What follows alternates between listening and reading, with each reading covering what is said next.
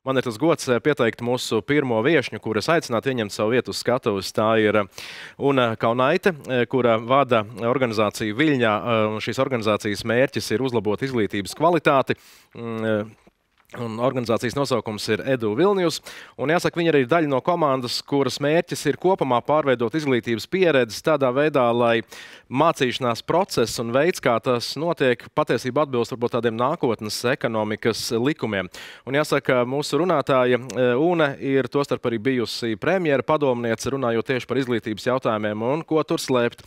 Viņa ir ieguvusi izglītību arī Kembridžā un Sentendrjūsas Universitātē, tā ka viņas stāsts pavisam noteikti varētu būt tāds, kas jūs iedvesmos un pavērs patiešām jaunu skatu uz apvārsni izglītības jomā. Unė, labadiena! Labadiena. Prašau. Thank you. Hello, everyone. The introduction was in Latvian, but I hope I understood main of it. And it's really an honor to be invited here. I'm always very excited about some Baltic cooperation happening. And I'm sure that things that you do here can inspire us in Lithuania. And I hope that things we do in Vilnius, in this case, can inspire people here in Latvia. And at first I thought, because previously I worked in the government, I started from thinking of one story, or at least my reflections from working in the government. I do remember the feeling of us thinking, oh, we would like to do this new initiative. But then we feel like there's so much that actually is decided by a municipality or is decided by an individual school that we can't really suggest some new ideas because it's up to municipality or up to the school to decide if they want to do it. And then when you start speaking with people from municipalities, for example, they tend to say, oh, but actually there's so much decided by the ministry and so much decided by the schools. And then people from the school sometimes say, oh, there's so much decided by the ministry or municipality. And then we started laughing about it, that actually probably quite often people tend to say that, oh, there's more agency in other institutions rather than what I can do myself. So I try to remind that to myself quite often, because we actually can do much more than we think sometimes. And in my case, I work at the moment in Vilnius municipality, and I feel that it is a very nice place and a very good environment for new ideas that can be happening. And I'm going to tell at least about Vilnius as an open school project. And I usually start by showing a little bit numbers about Vilnius. I'm sure that people here know it very well, but I think it's always nice to remember how similar sometimes, for example, Vilnius and Riga might be in numbers, and that can help you to think that actually things that are happening in one place can be very easily applied in another place. And I also want to tell you a little bit about my institution. So I'm a director of Edu Vilnius.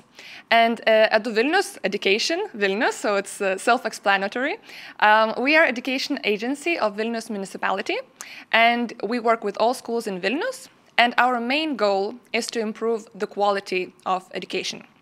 Now, we don't work with infrastructure and buildings, even though it is an important part of like education in general, but we usually work with people. And I'm going to tell you a little bit more about what we do, because that might also inspire you some ideas what could be done in your schools. And we also implement Vilnius as an open school project, which I'm going to tell you about today. So we usually in Edu Vilnius, we say that we have five programs or 5 strands of projects that we do. And the first one that we work with is Leadership Academy. So that's everything to do with school leadership. So for example, we provide mentorship and programs for newly elected school leaders, because we feel it's very important to encourage new principals and to help them, because when they come to a new job, it's really challenging. So we provide mentors from other schools That is principals who are already working for many years and can provide help to those newly elected principals. We also connect deputy principals into a network, because at least in Lithuania, deputy principals are glue of the school, and they also have areas that they work on, and it's very important to work with them. We prepare new principals in a sense that we provide scholarships to master programs, which are directly linked to leadership in education. And of course, we provide different kind of training for strengthening the skills. And here you can see a picture of people who this year have graduated from the master's program in leadership, and their happy faces to be done with their master's studies. The second strand that we work with is, of course, teachers. And it's the one that is growing always the most. We call it I Teach in Vilnius.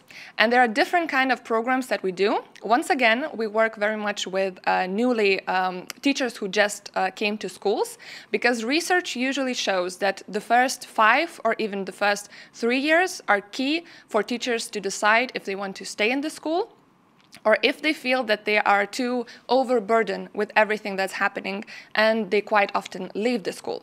So we feel it's very important to target new teachers in the schools, and to provide them, first of all, a community of other teachers who also have just started the work, so that they can share experiences. We also provide them, for example, psychologist consultations, because they quite often have some kind of new experiences that they want to consult with and to ask what they can do, and different kind of mentorship. We also have a program for returning teachers. That is, we invite people who do have pedagogical degree, but they, for some reason, left the school, to come back, provide them mentorship, summer schools, and to ask them to come back. Because I'm quite sure that it's something we share similarly across countries. Definitely, numbers of teachers is a problem in Lithuania, because there's not enough of students coming to studies to become teachers, and so the age group of the teachers are getting older, and those who are, they should already be retiring, because that's, their age is already to retire. They usually stay in schools because it's there's not enough teachers to change them. So we really work hard on national and on municipal level to attract new teachers. And that is one of the programs that is really important in our municipality, that is providing needed qualifications for teachers. Because in Lithuania, you can, as a principal, you can invite people who, for example, don't have necessary qualifications inside to the school to teach, if you feel that they can be good teachers, but you have 2 years to provide them formal qualification. So we also provide scholarships for those people, so that they can actually become properly, have all the proper requirements to be teachers. And of course, we provide different kind of training, one of which is very important, that is inclusive education, because that's one of the big key reforms happening in Lithuania to move towards more inclusive education for children of different abilities. Our third strand is schools in transition, how we call them. And I won't delve into each of them, but mainly our main focus is to target the whole school, and to see if, for example, school is underperforming in certain area, to try to come with experts and decide which place is not working in the school, and what school can be improving in terms of all of this organization. We are also developing a monitoring system, because I don't know how it's in Latvia, but we usually tend to only see achievements. That is, we measure exams, we measure tests. What we want to measure in Vilnius, we want to measure how students and parents and teachers feel like in school. Because we feel it's very important to know that if a child, for example, or teacher feels that they don't belong in the school, it doesn't really matter that their grades are high. It's very important that they would also feel good in school. And that's something we hope to have established by next year. We also have a very nice program called Art of Exploration, which is happening for like more than 10 years in Lithuania. And this program invites different kind of artists into school for the whole year. And artists do change different things in schools and provide some kind of projects together with students and teachers. And it's really very exciting because they usually come up with some creative things. And of course, sustainability, that's something we really see as moving forward towards too, because that's one of the topics that probably everyone is more and more concerned every year. The fourth strand, so I have 5, so that's almost the end of it. The fourth strand is education innovations, and that is different kind of innovations for methods of teaching. So the first one shows you Fab Labs, mostly, and we are establishing Fab Labs, which is digital fabrication laboratories inside the schools. So there's like 3D printers, CNC, and robotics, and so on. And that's for technology classes, so that is very much related to the topic of today. Science laboratories, math differently. We work very closely with Finnish Edu 10 program, which is a platform to teach children mathematics. So that's one of the things that we also quite uniquely established only in Vilnius, because usually it's a country that chooses to use this program. And we felt that we want this platform in Vilnius because we feel the need of learning mathematics. Of course, IT in primary, that's something also new, happening in Lithuanian curriculum, and we teach teachers how to, how to teach IT in primary schools. One of more interesting things, and these are the pilots that we are doing now, this is learning through different kind of gaming, and you can see a picture of Vilnius in Minecraft world. So we have a pilot program for children learning in primary school through Minecraft and learning different kind of things inside their classes. For example, learning hymn of the country or history of the country and so on. And usually children really like it. So we're expanding this program. And it is related with the curriculum, and it was built for curriculum. So it's very useful in that sense. And another thing you see in photos, that is another pilot for learning through esports. And if you don't know what esports is basically video games that are competitive, and people compete with each other in those games. And it's very it's used outside of Lithuania as well, in other countries. And quite often it's used with children who feel demotivated to learn other things. And so we try to pilot this and see how this could motivate certain students in our schools. The third slide that I'm going to show, because there's many innovations we're trying to do in this field, but that is phenomenon-based learning, where we try to teach, rather than separate subjects, we want to teach phenomenons. That is, the children would come up with, for example, we want to explore water, and we want to explore it from different perspectives. Narrative playing in kindergarten, that is, again, playing through different stories, telling them and playing.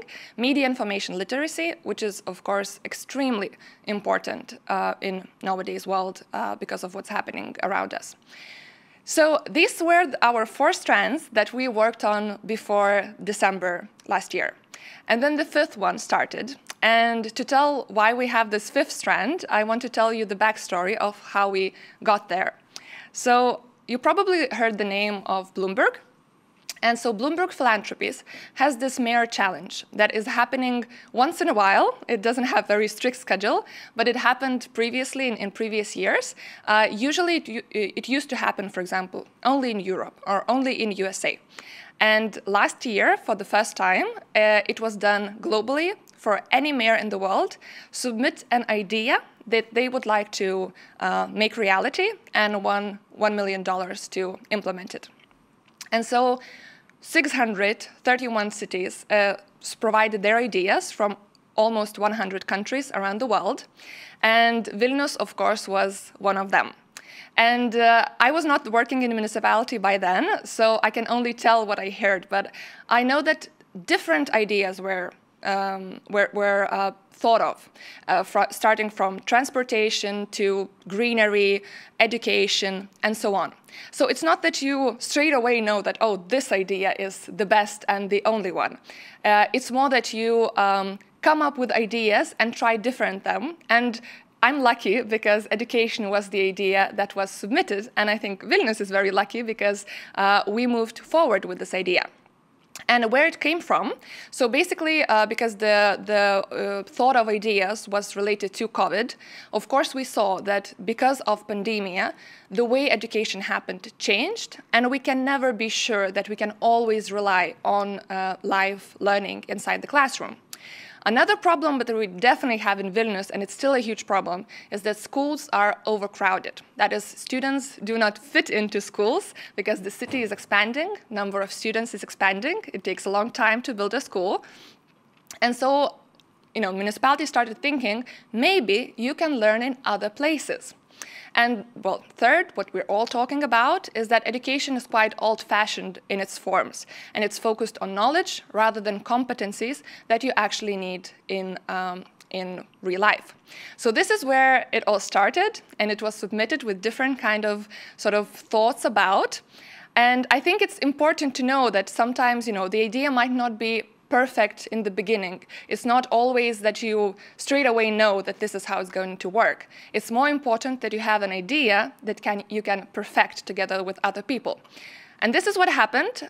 First of all, 50 cities were chosen to perfect their ideas. So it was not yet winning cities. It was 50 cities for champion phase. And it was actually very demanding. That's why when I joined the project, that was the very first thing I started working on. And so basically all the cities that joined the champion phase had their moderators, coaches, very good coaches, and we worked very hard for 4 months to make our idea better. And that means not only thinking about the idea itself, that meant thinking about how you're going to measure. What could be your key indicators? How you know that this is a successful project? And most importantly, how you can pilot that in 4 months so that you can see and show some kind of results. So this is where we started. It was very intense, like every single week, at least twice for 4 hours, a lot of work. And we started a pilot in Vilnius with 5 schools that agreed to try and move their lessons, at least for like 30% of their time, to other areas rather than in school. We also created timetables together with teams of schools, which is very important if you try something new, because we actually learned so much. And quite often, you think that you know how everything is happening, but if you create something new, you always have to create with people who will be involved. So if you're trying something new with your students, you always have to ask students how they feel about it, because they will tell you very interesting feedback that you haven't thought about. Then we also invited private companies to provide spaces for teachers to work, and museums joined to provide free visits to schools. And this was our pilot for a month in last September.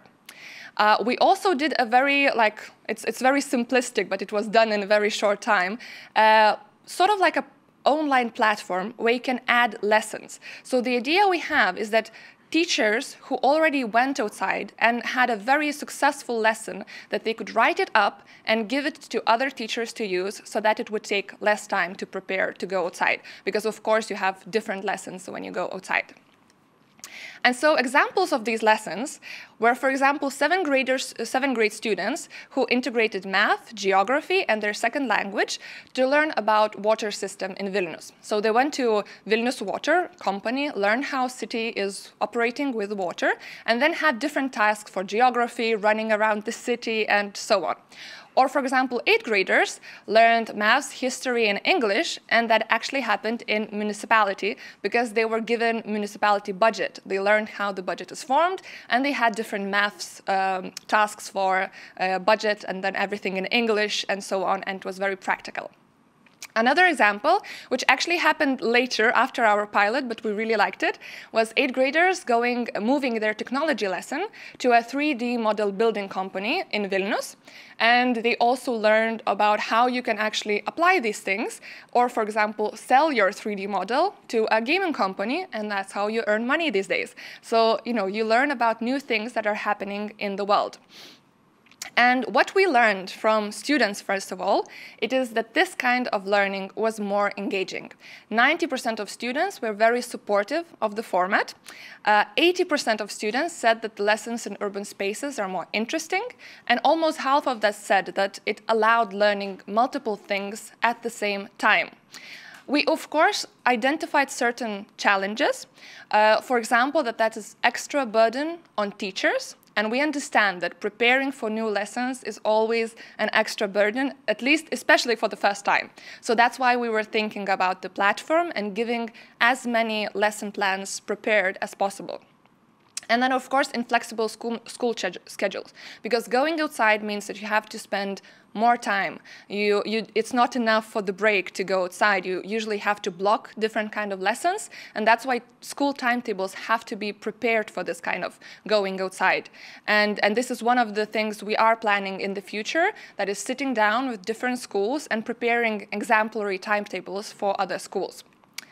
What we also learned is that, well, I probably skipped this one, but at first we were more talking about hybrid learning. That is, learning both online, in classroom, and outside, because we want to prepare for any kind of, something, let's hope it's not going to happen, but we never know what kind of pandemic might happen in the future. But we definitely learned from the teachers that they don't want hybrid learning. They were so tired after COVID that they said, we just don't want to learn online anymore. So we said that no, learning outside is what we prefer first of all. We also learned that teachers don't want any places for themselves. That's what we first thought, because some of the schools are so overcrowded, the teachers don't have their own teacher spaces. They don't have teacher rooms because there's just not enough space. But actually teachers were not using spaces for them. They asked for spaces to go outside with the whole class, because they want to have a new, innovative, interesting area to learn together with students. And finally, that was a very interesting learning that never would have happened if we haven't asked teachers. We learned that lessons outside are harder for teachers because students are all spread out. They can walk anywhere, and it's very hard to shout, to actually get across the message. Those who are at the back might not hear you, and so on. And so we were suggested to have guide equipments. And that's so simple, but we probably would have thought about that before teachers. And this is a picture of students going with guide equipments. They hold their hands next to their ear, and they all have small earphones, and the teacher can speak to them very clearly inside their microphone, and they can also speak back. And it really works very nice, and schools that have piloted this really liked it.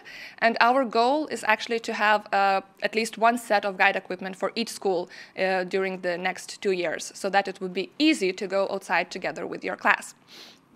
And so, that was finally, after 4 months, we submitted our new proposal, and 15 cities were chosen as the winning cities that won $1 million to get their idea across within 3 years. And of course, we're very happy that Vilnius was one of those cities. And this is where we work now, because this is where we start now. And we have those 3 years to actually implement this idea so that it would work properly in Vilnius. So what we actually perfected after those 4 months and where we are heading now is that at least 10% of school time would be allocated to lessons outside of classroom.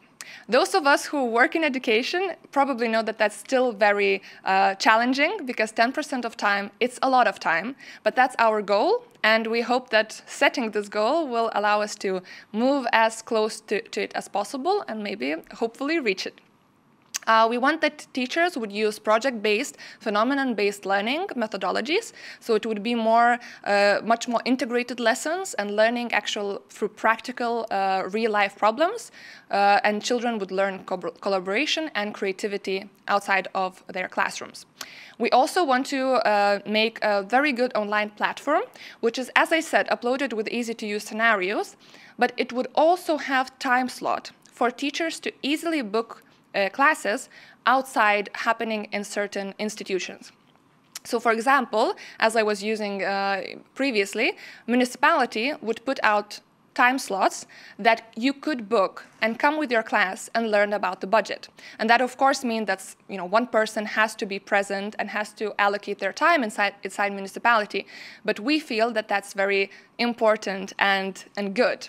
And I can, on my next slides, we have this, we invite companies to be socially responsible, because otherwise this won't work. So we really want for companies to join in and to spare a little bit of their extra time to invite students and teachers to learn about their environment.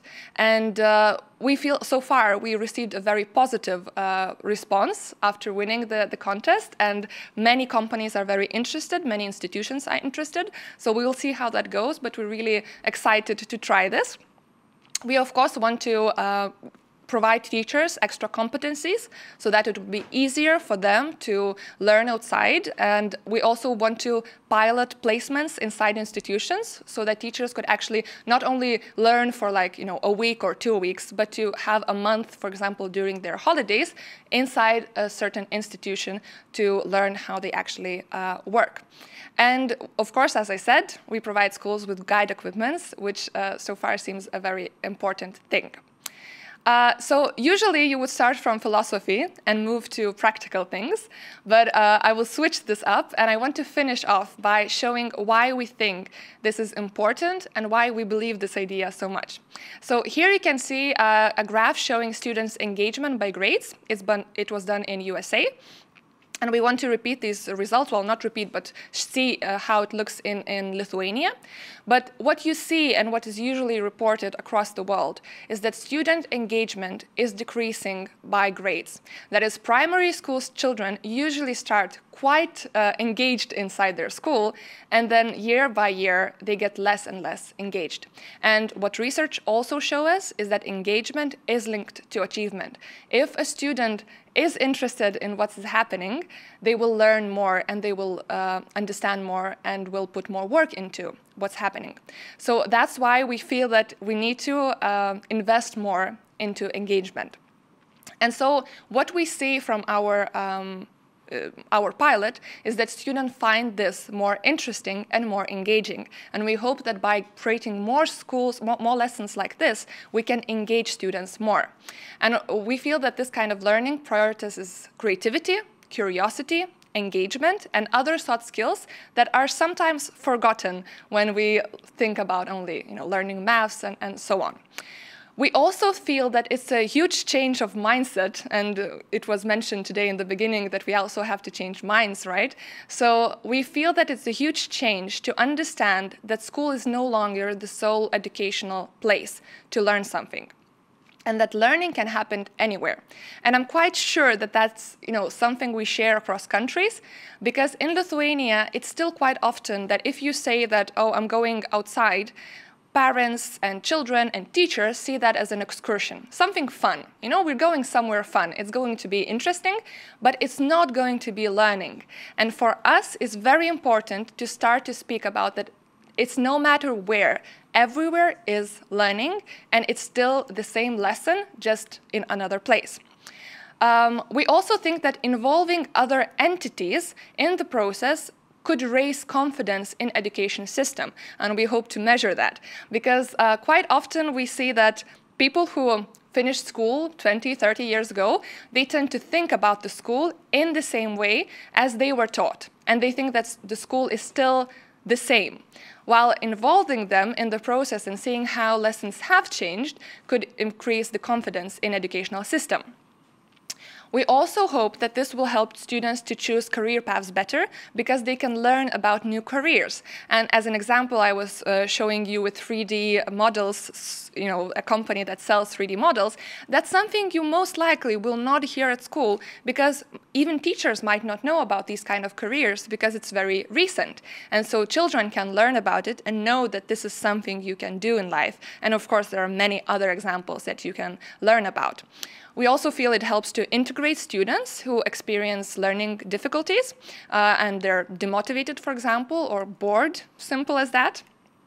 And then finally, the most philosophical point, but I feel it's very important. Usually when you speak about cities, either it's like from philosophy, anthropology, psychology, or any other aspect, very often we speak about cities from the point of loneliness inside the city. So you can definitely hear quite often that people inside the cities are closer together, but they feel more lonely. They not know each other the same way as we used to, for example, when we lived in rural areas. So the mainstream opinion about cities is that we feel quite foreign inside the city between other people. So what we really want to do with this is to increase also social activism of students. We want for students to go outside of their school. It doesn't have to be, old town. You can just go outside in your area and do different kind of lessons, interviews with, people living in your area, and so on. And through this, we really hope that students would feel that they are citizens of the city from early days, and that they can actually feel part of the city, and this would increase their social responsibility, their volunteering activities, and in general, they wouldn't feel, they would rise up in the city feeling that they are part of the city and they feel at home, because that's why we call it Vilnius is an open school, or Vilnius is a school project, because everywhere is your place, everywhere is the school. So, and in school, usually you would feel as in second home. So we really hope that will raise active citizens of Vilnius. And I can hope that, maybe some of you will also believe in our idea and might think of also expanding it in other places. So thank you very much, and I hope that this was inspiring. Thank you, Ačiū, Une. Liels paldies, Une. Thank you for sharing your experience. I just wanted to ask, you mentioned that you're measuring not only the achievements of the students, but also their, emotional well-being, or just how do they feel, what the results are. So basically, we just piloted that with the 9 schools this year. So I don't want to draw a general, opinion about the whole schools in Vilnius. But of course, you can see that there are differences among schools. So what we usually ask, we ask from, just how you feel inside the school, about, bullying, for example, inside the school, about how you feel your connection is with teachers, and so on. Many, many questions to understand how a student feels, and then also see what is important for them, so that they would feel better. For example, for students, cafeteria is extremely important so that they would feel better inside the school, because that's something that they really enjoy. So we really want to expand this. And then, of course, most likely we will see schools that are quite high in how students feel, and then schools that maybe, for some reason, students don't feel good at those schools. And then we want to go into those schools and try to understand why, and maybe help to improve this. Okay, and what's about, was it hard? And the question regards the change management for the teachers. Was it hard for them? Have you struggled? Management, you mean for yes. The going outside of lessons? You've started to open a door, but you should also open a mind, isn't it? What does it mean? Wasn't it hard for them? I would say so, that because at first we started with pilot schools, and of course then certain schools joined in. I don't know how it's going to happen later with all the schools in Vilnius, because these teachers were very engaged, and really many of them went extra step to go even more than we asked. So of course there are different kind of teachers, but we really hope that sharing examples of those who do it and those who do it easily could help those who might not be so eager to join at first, would inspire them to go as well. Thank you for being with us, and thank you for your time.